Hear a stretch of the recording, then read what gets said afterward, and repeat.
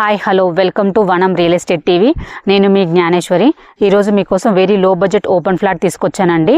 దీని డీటెయిల్స్ చెప్పే ముందు ఫస్ట్ టైం కనుక మా ఛానల్ని చూస్తున్నట్లయితే సబ్స్క్రైబ్ చేసుకోండి, లైక్ చేయండి, షేర్ చేయండి. ఇప్పుడైతే ఫ్లాట్ డీటెయిల్స్ అని చెప్తానండి. వీడియోని అయితే ఎక్కడ స్కిప్ చేయకుండా చూడండి. ఇది వచ్చేసి రంగారెడ్డి జిల్లా ఇబ్రహీంపట్నం మండల్ పొల్కంపల్లి విలేజ్లో ఉంటుందండి. జనహర్ష అనే వెంచర్లో క్యూఎస్ ఫేస్లోని flat number 47 east facing flat అండి. ఇది సేల్కుంది. ఈ ఫ్లాట్ డీటెయిల్స్ చూసుకున్నట్లయితే 120 స్క్వేర్ యార్డ్స్ అండి. దీని డైమెన్షన్ చూసుకున్నట్లయితే 24x45.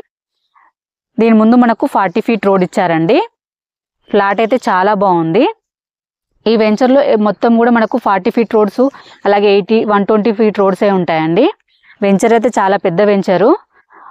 అలాగే దీని చుట్టూ లొకేషన్ చూసుకున్నట్లయితే మనకి Manneguda Bongaluru gate just 2 kilometre డిస్టెన్స్లోనే ఉంటుందండి ఈ ఫ్లాట్కి.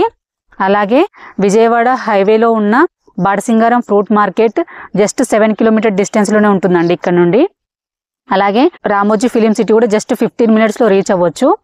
అలాగే మనకి ఎల్బీ నగర్ మెట్రో స్టేషన్ కూడా జస్ట్ 25 కిలోమీటర్ డిస్టెన్స్లోనే ఉంటుందండి ఇక్కడ నుండి.